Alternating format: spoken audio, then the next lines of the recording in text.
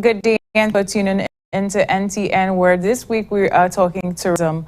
Of course, on Monday, the 27th of September, we celebrated World Tourism Day under the theme Tourism for Inclusive Growth. Now, we know that tourism contributes to about 65% of the island's GDP, and it is the largest sector really fueling our economy. So today with me in studio is Samantha Charles, Tourism Information Officer within the Ministry of Tourism. And we have a few panelists with us, some in studio and some joining virtually, who will really talk about tourism, our response within this era, and really how we plan to make recommendations for inclusive growth. My name is Doreen Georges. I'm the Public Relations Manager at the St. Lucia Tourism Authority. At this time, I will allow all our panelists to introduce themselves, tell us a little bit about what they do, and we will start off with Mr. Laforce. Well, thank you, and it's a pleasure to be here. Thank you for the invitation. My name is Dean Laforce, the General Manager for Bellevue Hotel. Good morning, everyone. Thank you, Doreen. My name is Samantha Charles, Tourism Officer of the Ministry of Tourism, Investment, Culture, Creative Industries, and Information. And I have, among others, the responsibility for the marine sector, working with our various agencies, including SLASPA, the NC, etc., for oversight of that sector. And to a certain extent, I also coordinate some aspect of the ministry's awareness initiatives, such as the one that we have here too. So thank you very much. Thank you, Sam. And joining us remotely are several panelists who wide-ranging within the sector. We will now ask Mr. Herman to introduce himself. Hi, good morning, everybody. My name is Ian Herman. Sorry, you saw Victor Ian Herman. This is sort of the name. Ian Herman, and I'm the Managing Director for the Four Seasons Group of Companies. Our core business is really centered around cruise vessels operating both the agency, the service side, including tour operations, as well as handling yachts as well. So this is really the core business for us, and happy to be part of the panelists today. Thank you, Mr. Herman. Now, most of our sites and attractions, down in the south is really something compelling. We love to get away to it. Our visitors love to get away to it. And the Suffolk Regional Development Foundation is a major contributor to what we do within the tourism sector. At this time, we ask Mr. Casabon to introduce himself. Yes, my name is Lester Casabon. I am the Operations Manager of the Suffolk Regional Development Foundation. As Doreen said, really and truly, the sites that we manage are world-renowned. You would understand the amount of pressure that we come under to make sure we are top-notch in what we do. We manage the sports, the super docks, the Rocketown Nature Trail, and South Spring Spa. So it's really all-encompassing. So thank you so much for this invitation this morning. Thank you for joining us. Now, tourism is more than just our hotels. We also have alternative accommodation providers, and we do have a representative of such today, and we invite Mrs. Toby here to introduce herself. Good morning, I'm Deborah Tobier. I come from background as a retailer. I also moved into land development several years ago, actually about 12 years ago. And we really type of buyer that we're looking for will look for short-term rental income as a return on investment potentially. So what we have done, we have had a model home that has been on the market for rent in the South. It has helped us to refine a lot of the services that we provide. And of course, we are using a lot of the traditional platforms such as Vrbo and Airbnb and so on. Mm-hmm. Now, the transportation sector is very, very important to what we do within tourism. Of course, you need to move around. And representing the transportation sector is Mr. Michaud, and I will allow him now to introduce himself. Hi, good morning. Thank you for having me on this panel discussion. My name is Shakil Michaud, Deputy General Manager for CDM Tourism Services Inc. and Transport Manager.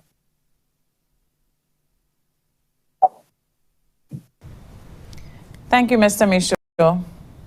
So we're going to start off the conversation today really talking about tourism for inclusive growth. Of course, we have all been impacted by the COVID-19 pandemic. We've had, when our first hit in 2020, we saw the real effect that it has had. I mean, it continues today. I remember sitting in a meeting with the SLHTA membership, really discuss response would be like to COVID and hearing from them, you know, as it relates to what the possible demands would be. And on that very day, case one was announced, and it really changed the dynamics of everything. And I remember, Mr. LaForce, you were in that meeting as well. Tell us from that point what it has been like for you in terms of, Bellevue, in terms of operations.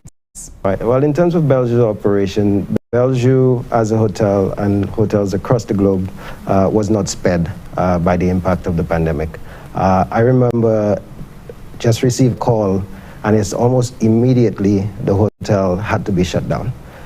When I think we had the announcements of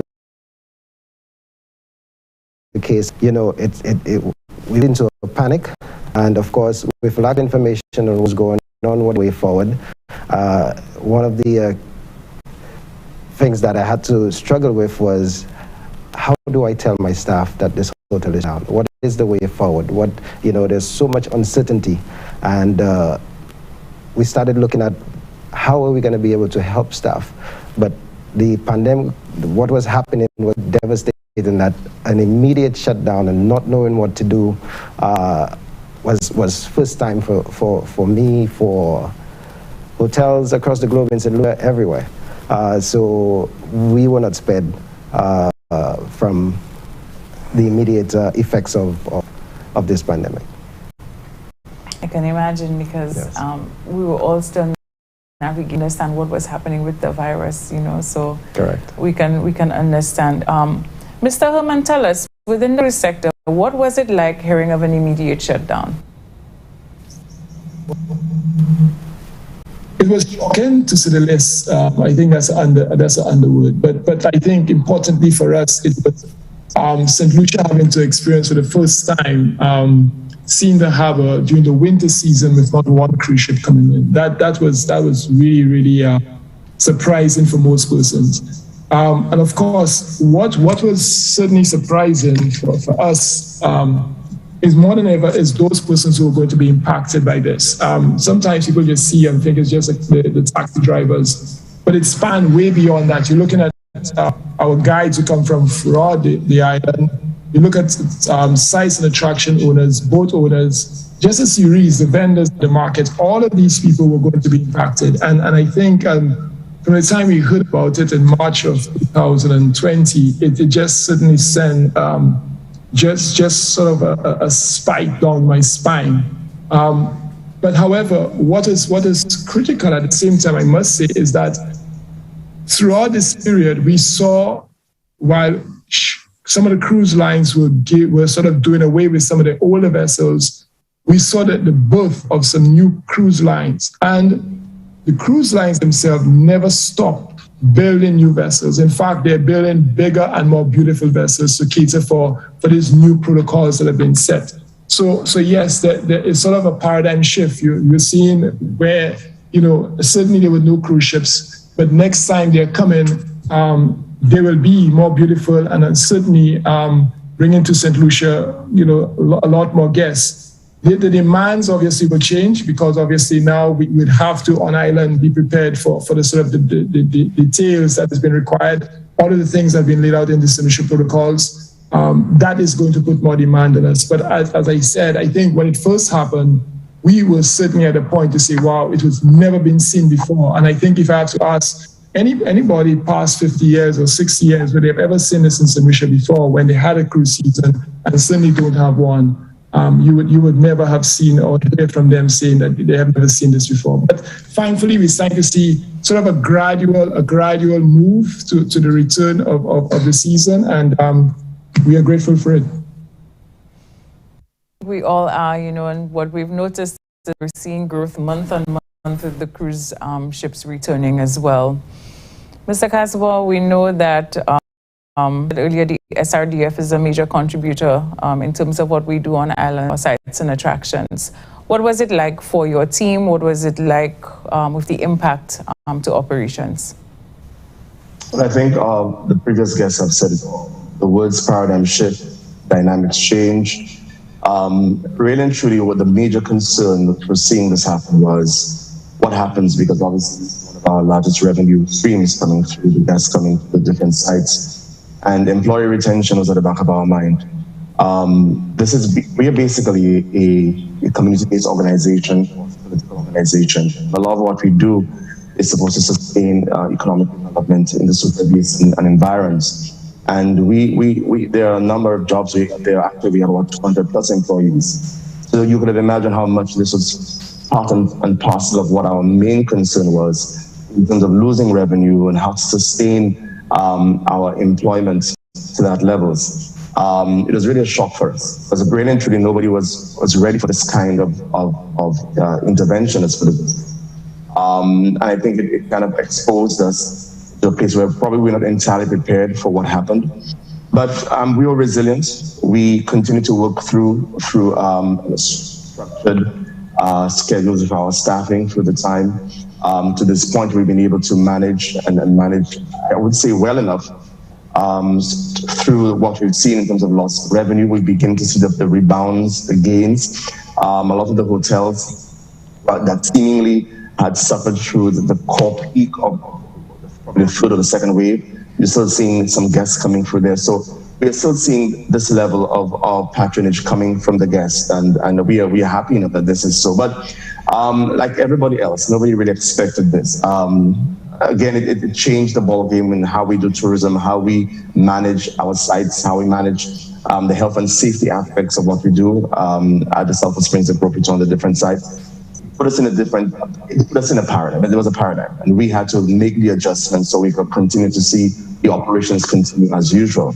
But if every challenge, there definitely are opportunities for growth and development and to augment our services. And we've taken that as a learning lesson, so we can continue to strengthen what we have on the ground, our protocols, to see us continue to offer the services that we do as being such a well-renowned site in the region and the world at large.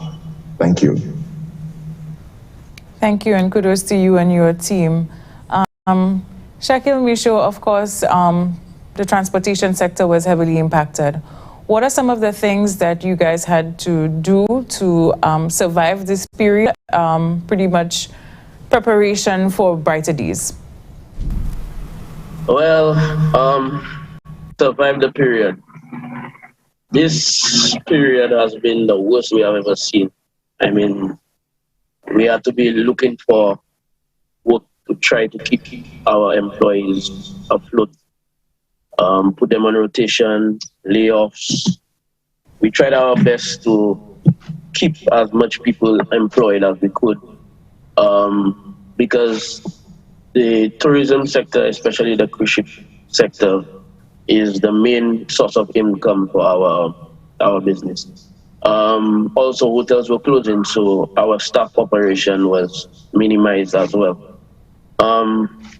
We did some work during the COVID, which kept us afloat, and it too gave us an opportunity to understand what COVID is and how we're supposed to deal with people coming in, people going out, people who are positive. You know, it gave us, it opened our eyes, my employees' eyes, as to what is coming, what we're supposed to do for us to be able to try to go back to a normalcy. So, I mean, as much as the pandemic had a negative impact on our company, our business, it allowed us to grow. It allowed us to see new things. It allowed us to embrace change and realize that change will come, things happen that are not foreseen, but we have to embrace it and make it better for us to move forward and grow in the business. Thank you. Samantha, I know you were very instrumental in, the shaping of protocols to really guide the sector in terms of a rebound, and this was, of course, necessary so that we could all understand what was required to ensure a safe and phased reopening of the sector. Tell us about some of your events and some of the things that were required across the sector. Okay, thank you, Jane. So while our sector representatives have noted some of the challenges with COVID, one of the things that remained constant is the level of cohesion among the stakeholders. So the Ministry of Tourism, the SLHTA, the St. Lucia Tourism Association, the SLASPA, as relates to the marine sector, and other agencies, instrumental also the Ministry of Health, because the certain protocols really came from the CMO and her team.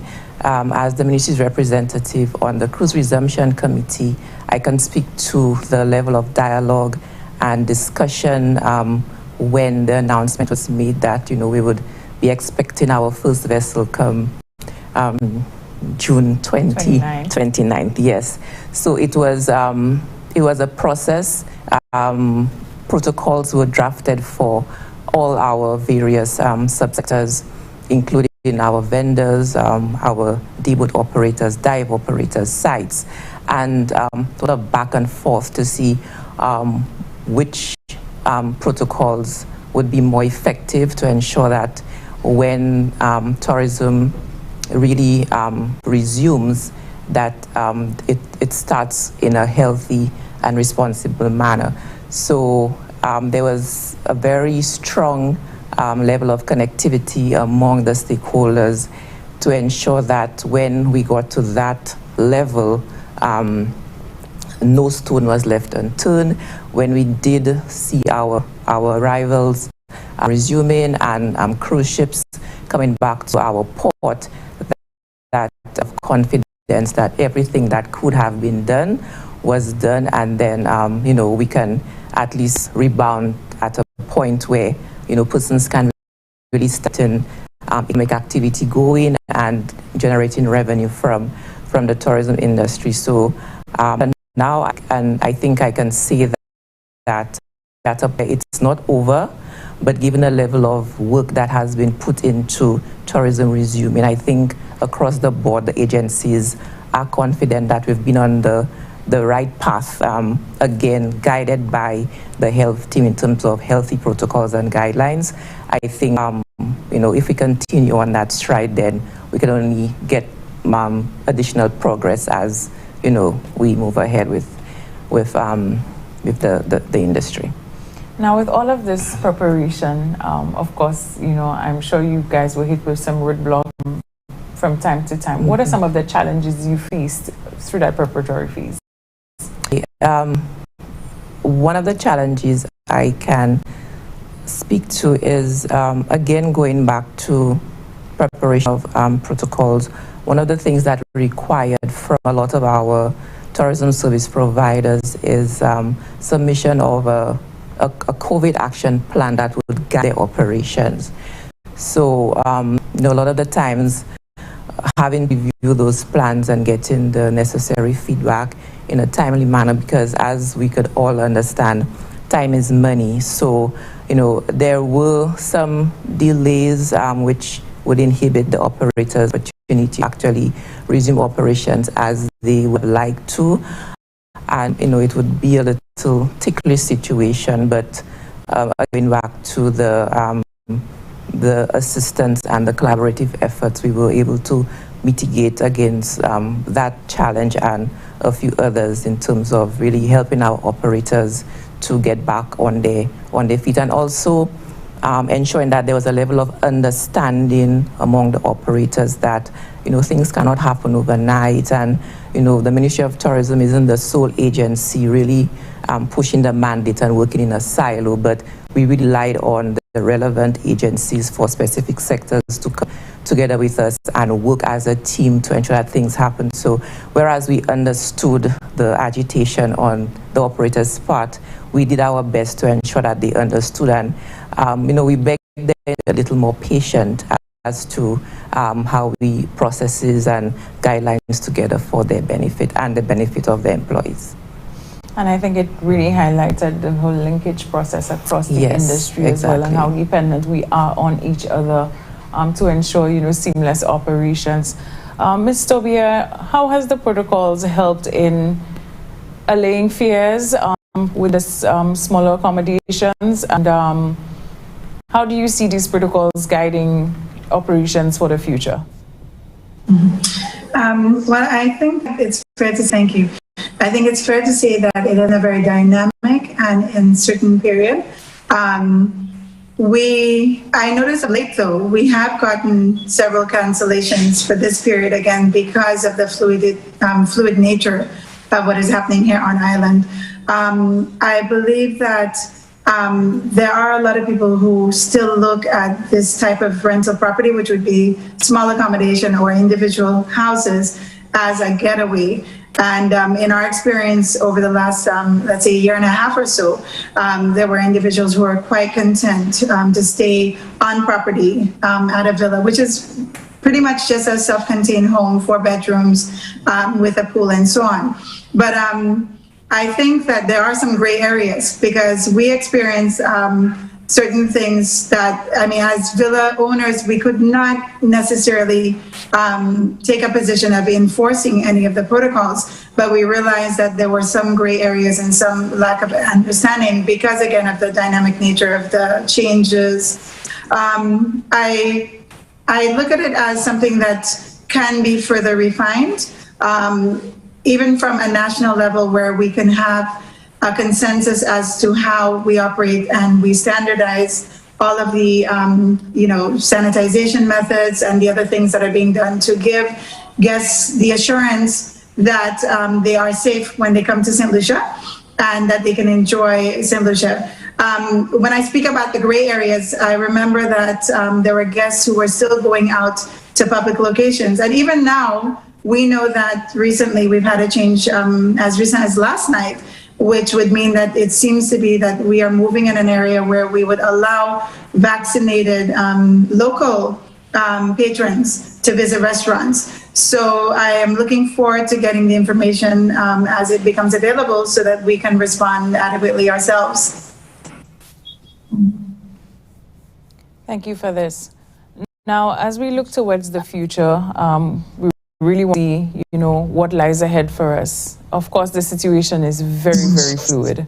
9 months ago, Air Canada left St. Lucia, and we're really looking forward to the return on Sunday, October 3rd. We're for that. We really hope that does not change. Canada is now recognized as our 4th largest tourism market. We've seen our other markets open up. There's been challenges that we've been able to, manage through. We've seen the U.S. market as really our leading market. When compared to 2019, we've seen over 90, which means we're nearing our return to total normalcy. What is it like in terms of occupancy for you, Dean, at your property, and what is the feedback across the accommodation sector? All right. Well, occupancy-wise has only recently reopened its doors. September 1st was our very first opening. Of course, we did not start strong. The rest of the year doesn't look strong either. But what we have noticed since we've opened our doors, if you're open, you're being published, the people will come. And we have seen very small spikes in our occupancies, which is great news. So just being open for the first is already seeing good signs. And of course, we must commend the hotels that actually were brave enough to pave the way to keep St. Lucia as a destination afloat when they actually was brave enough to open the doors in the middle of a pandemic as well. I know it was the pilots, there were different phases, and also helping the authorities to fine-tune those protocols to make sure that, we open in a safe manner. And yes, we, after doing a lot of, we were in Belgium in particular, we had a lot of resistance to opening because when we started our forecast, it wasn't looking good at all. But we took a pick from that. If these hotels were brave enough to open and they understood the losses, they understood, and now they reaping the benefits, let us open our doors. And we did just that, and like I said, we are in small spikes, which we are very optimistic about for the latter part. Now, vaccination is a very ticklish. We smile because it's a very ticklish topic. We understand the need and the urgency for vaccinations. Yes. However, there is still that level of resistance. We think that there's also a lot of misinformation in the public domain. There's also a need for more education on the subject. But we also must recognize that a lot of people now are COVID fatigued. Mm-hmm. So can they receive that information that is necessary at this time? I think that also needs to be. We've reportedly that hotels are reporting 75% vaccination rate amongst their staff. Just, I believe it was last week, Calabash Cove announced 100% vaccination rate amongst their staff. Yes. Do we see this as something that will continue to be pushed forward within the sector? We know the new protocols last night as it relates to restaurants and so on. What is your take on this? Well, for the vaccination, yes, I do believe there needs to be a lot more education on it. I think the misinformation is overpowering the positives, and we need to step up, ramp up the positive message to be able to, persuade people or educate people on the importance of being vaccinated.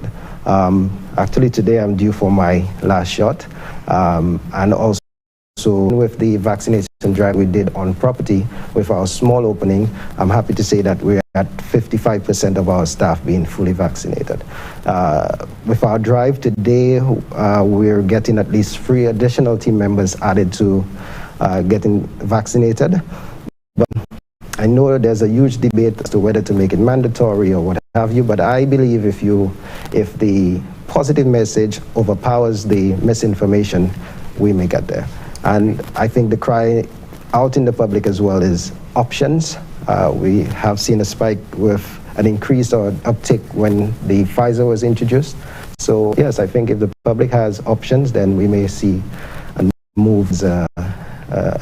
increase in the herd immunity that we're looking for. Mr. Herman, we know that most cruise visitors right now are vaccinated, except for minors who may not be eligible for the vaccine. How has this helped in terms of the numbers that we're seeing? Thank you very much.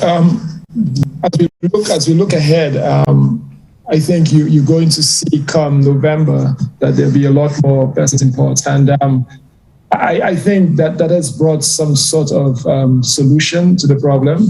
I think that's what is considered. The numbers will certainly continue to increase. I think obviously for us it's a good trend. As we look at the forecast and the booking schedules, we notice that a lot more vessels are starting to position vessels in St. Lucia.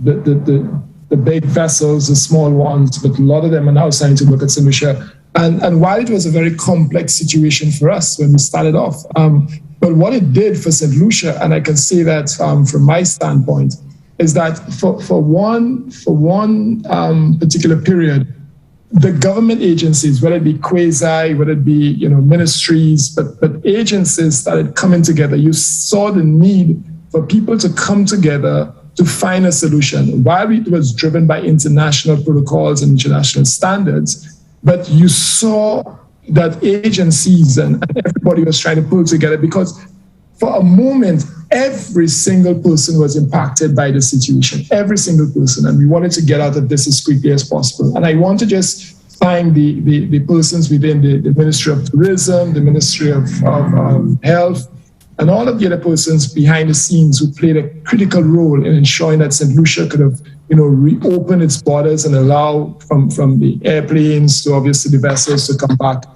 For me, it's very good news, because having sort of concluded on getting a cruise protocol in place, that was in fact one of the things that drove a lot of cruise ships to sort of considering St. Lucia again. So that is critical, and I think for us looking ahead, it will be important to obviously sustain the sort of the effort to ensure that we continue to make St. Lucia safe and secure. And I'm not saying just for guests, but it's our communities, our schools, our individuals, everyone remaining safe through this process. I think we are just at that point, it's sort of an examination period. St. Lucia has been watched like under a microscope, and we can hopefully St. Lucia will sort of just be the one who will provide that benchmark for other islands within the Caribbean as it relates to cruise tourism and of course in the yachting sector. Thank you, Mr. Herman, and I think that is a hope for all of us with St. Lucia being an award-winning destination and really one that stands out as a mecca of the industry. Sam, let's speak to the inclusion of the sector. Okay, thanks again, Jaren. I'm not sure how many persons would have heard the minister's address to the tourism committee yesterday. A significant portion of his remarks centered around how we can, as agencies, encourage more persons or set the pace for more of our local entrepreneurs to be part of the tourism industry. So inclusivity in itself is how we go about making the industry so sexy and attractive, so to speak, that a lot more of our business persons, our entrepreneurs, persons with the creative and innovative minds want to come on board and be part of the industry. And obviously, the relevant policy must be in place to allow that to happen. You've mentioned in your preamble that tourism is in fact what drives our economy, the contribution to GDP, etc. So it would be well said for additional effort be put in place for more local ownership of the industry. We have subsectors where a large portion or a significant portion of the operations are locally owned. If you take the dayboat operators, for example, quite a number of our own catamarans, operate catamarans, the employees are local, and there are others, our sites and attractions, a large portion are owned by locals. So in addition to what we already have, it would be good to look at other niche areas where persons can express interest and put their talent to use and improve the tourism industry, contribute to the industry, and make it a little more beneficial to a wider cross-section of locals. Our alternative accommodation subsector is another component where we have a large number of smaller properties owned by locals, bed and breakfast, guest houses, villas, etc. So if I can piggyback on what I heard Minister say yesterday, I think there's a very good trajectory that we can push and to ensure that while we encourage our foreign direct investment, there is still that component that is left open for our locals to be part and parcel of the industry and really reap benefits, not just employment, but ownership and contribute to the industry's sustainability. Thank you, Sam. Mr. Casaubon, coming over to you. What are your hopes for the future for these sites and attractions as we to rebound? Well, as I mentioned earlier on, I think this really gives us an opportunity to expand the process. There may be many of the sectors that may not have benefited as much as it could have. And being at this point to realize how fickle the industry is and could have been based on what we've seen with COVID, we believe that there is a need to begin to branch out, stretch out, reach out to vendors, those who are in the agricultural sector, our farmers in Sucre and the environs, and those who have arts and crafts. As a matter of fact, we have a new board here at the foundation, and their focus is on maximizing, ensuring persons are able to maximize the benefits from the industry. I would love to see this expanded across the country, the nation, and the country. I believe Minister Hiller did speak about that in his address, in how it becomes more inclusive for other sectors to benefit from the industry. I think there are areas that we have not yet looked at in terms of tourism, ecotourism, and probably we have, but I think we have an opportunity to spread our wings. From our end at the Sulphur Springs, for example, there are other products and other services that we could begin to look at. probably a Benteen bath or some kind of spa. That is on the cards, and begin to expand to that direction and having persons come in with different skill sets to be part and parcel of the product. So there really is that open door for seeing the whole tourism product and the offering expand, even in digital marketing and virtual reality. I believe the sky is the limit. And if we begin to link those partnerships and link those sectors together, we can begin to see us grow where we thought that we were probably our back was against the wall. We now have an opportunity to grow the sector in other areas that we may not have considered before. So I want to piggyback on what I said earlier on. I think there is opportunity for expansion, for growth, for development of the industry. There may be other areas that we need to look at that we have not probably placed enough resources in there and create some level of capacity for it. I think our vendors, they have taken a heavy hit from COVID. We need to revisit them, establish certain, if it's a matter of craft sites or certain sites under the protocols to help them, especially in the South. In Soufriere, where we've had many of the vendors have just basically kind of disappeared. So we need to get them back on board, and we're very focused in doing that and enabling them to be part and parcel of what tourism offers economically. In November, I know we're supposed to have our first cruise lines coming into Soufriere. So we're very much in advanced stages of establishing all the make sure our health protocols and the systems are in place to facilitate that. But as part of that, you're enabling that everybody somehow, those cross-sectoral persons are able to get a piece of the pie, that they're able to be part of the tourism offering and the service delivery within a safe and health conscious. I hear Soufriere as the next capital of St. Lucia. It is actually, that's always been, we just laid low. When Mr. Kazabo was speaking, he highlighted the virtual era that we're in. Pretty much everything has had to be done virtually. I don't think any of us saw that. No. All of the different platforms that were created, all of the different platforms that were available to us to ensure that we kept abreast with the markets, we kept abreast with the relevant agencies who really was the tourism industry. What was that like, Dean, having to continuously market your product in a different realm? Well, for us, yes, it was a challenge, of course, having to adjust to those changes. And yes, COVID did, why is it brought on challenges? It presented opportunities. And we have to move those changes to be able to stay afloat. And Bellevue Hotel, for example, which was a hotel which was big on conferencing, that's just one area. We now have to go back to the drawing board and rethink as to how we're going to keep that level of business. It may require additional resources to still gain a small portion of business. But yes, it has presented opportunity for us to look at things differently, move with the times. COVID is things are changing, and you must move with the times, and you have to grab on those opportunities that it has presented in front of you, rather than focusing on what it has taken as well. So we are looking at all these options and making sure that we actually stay afloat and don't complain that, hey, we can no longer do this, we can no longer do certain things, but how can we do it different, and how can we do it with the times that COVID has.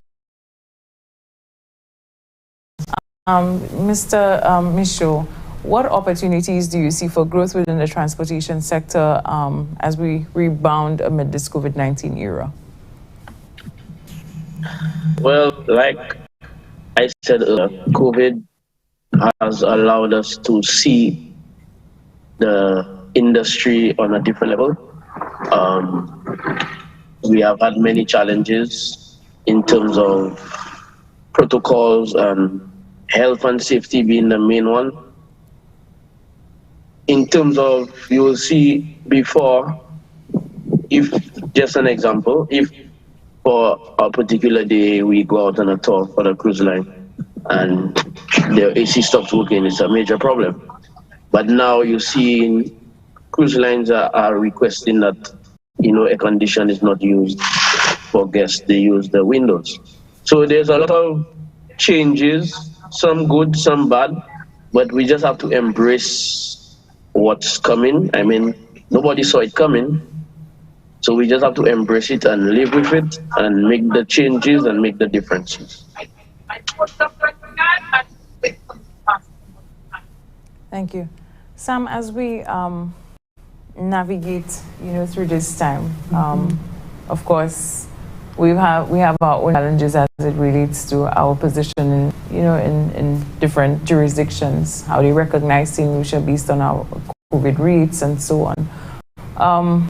What are you optimistic about as a tourism officer? Okay, thanks again, Shereen. One of the things is that we reach new levels of vaccination. I listened to the updated protocols last evening. One of them is that restaurants can now receive only fully vaccinated individuals for dining. So it is obvious that the world is revolving to a place where we did not anticipate it years ago. And while not be accepted, COVID is the reality. So it would be nice to see increased levels of vaccination from our local population, not just for the tourism industry, but also for us as a country. Obviously, the preference would be for persons who are vaccinated to be the ones providing the services to our visitors. However, we don't have mandatory vaccination in Ireland. So that would be something refreshing to see our vaccination rating. And also, I think one of the things that would be also very exempt that our tourism operators really continue to fight and to push. It's unfortunate, we've all acknowledged the impact that COVID has had on the industry as a whole and on our various subsectors. But just to say that, they should not give up and continue to push, continue to market your businesses, continue to, just ensure that you have that level of optimism. COVID has had negatives, but there have been a few positives in this whole pandemic era. So continue to remain positive. We have the agencies that are always to lend support in whatever way, whether operators require new concessions for continuity in their business from the ministry's end, and there are other issues for other types of assistance. So, if we maintain that positive mindset and continue to work together, it may be a challenge moving forward still, but I think we can get there. Yeah. I certainly believe we can, yes. From the St. Lucia Tourism Authorities, and we continue to really market St. Lucia, and we continue to really push St. Lucia on the international scale, staying abreast with the calls, ensuring that our PR officers in the markets, as well as our market leads, are communicating with the trade, communicating with the media to ensure that St. Lucia is well positioned even throughout this challenging time.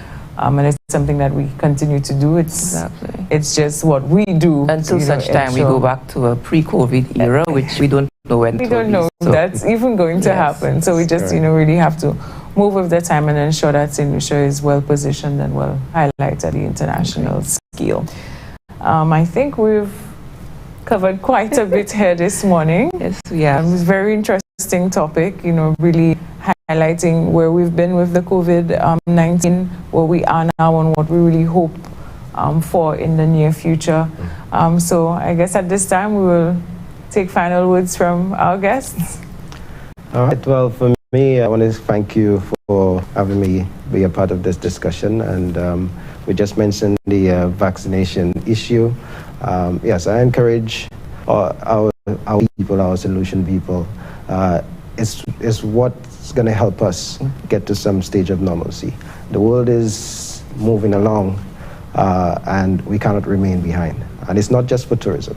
It's for us, our country, and it will help tourism, and we'll see the multiplying figures that tourism continues to do for this country. Thank you. Thank you. Mr. Herman? Thank you very much. One of the things I heard just sort of spoken across was opportunities and opportunities. But one of the things we must be very, very mindful of is yes, this period gave us an opportunity to do one thing, and that is to review our business arrangements and operations. We can certainly do what we can say a clean house, because here it is that the tourism sector, especially cruise sector, was not being given the sort of I would personally say was not being given the level of attention that it required. And certainly here comes COVID, and now the entire ministry is now put into fifth gear, from first to fifth gear, to get everything set and organized. And so we've seen that, yes, one of the opportunities that came about was to now put in new standards. I heard the minister speak to the opportunities for locals, but at the same time, persons must understand it's not a buy thing. It must be done, new standards. And at least these standards are going to be measured across global standards. So while St. Lucia is yes putting standards, I'm sure that the officials of the ministry are campaigning at the global standards, because that is what we're going to be measured by.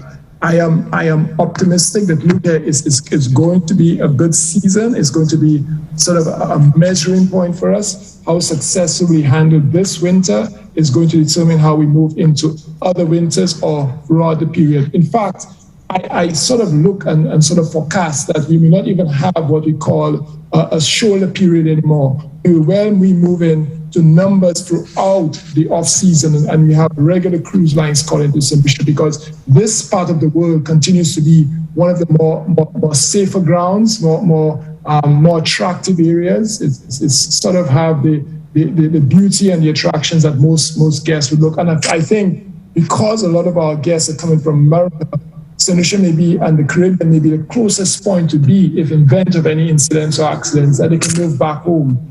So that's a sort of a gateway for them. So again, I want to employ everyone involved in this sector. Even if you're selling craft by the market, even if you're selling craft by the roadside, understand the importance of this sector when you didn't have it at all. When it wasn't there at all, you now seem to see what had happened. So let's ensure that what we do going forward is for the benefit of everyone. So thank you, and I'm happy to have been part of this discussion. And I'm hoping we bring across some sort of message that will help people to understand that every sector within the tourism industry is important, and it sort of snowballed into one big plan. Thank you very much. Thank you, Mr. Human. Well said. We move on now to Mr. Mish. Final words from you. First and foremost, I'd like to say thank you for having me as part of this panel of discussion. I would just like to say that COVID is there, COVID is real. We experience it firsthand, and we just need to take the necessary steps to meet what is required and for us to move forward and see some kind of growth in our tourism industry. Thank you. Thank you, Mr. Michel. Mrs. Tobia?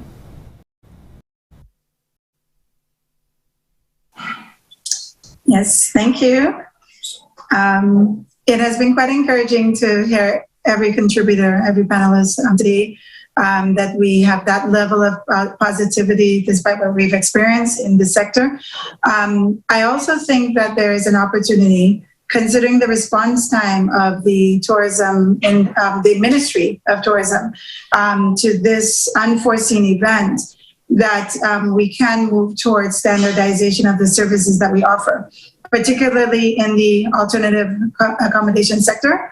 I think it would be beneficial to us when we look at having obtained COVID-19 certification, that there would be a licensing or certifying committee that would look at the standards of these type of operations, which again would help to develop some assurance to guests that there is an overall body regulating those standards, and also help us to develop our standards to the benefit of our own investments. As we consider going forward in investing, the guidance from the tourism sector is something that I think that everybody would be open to.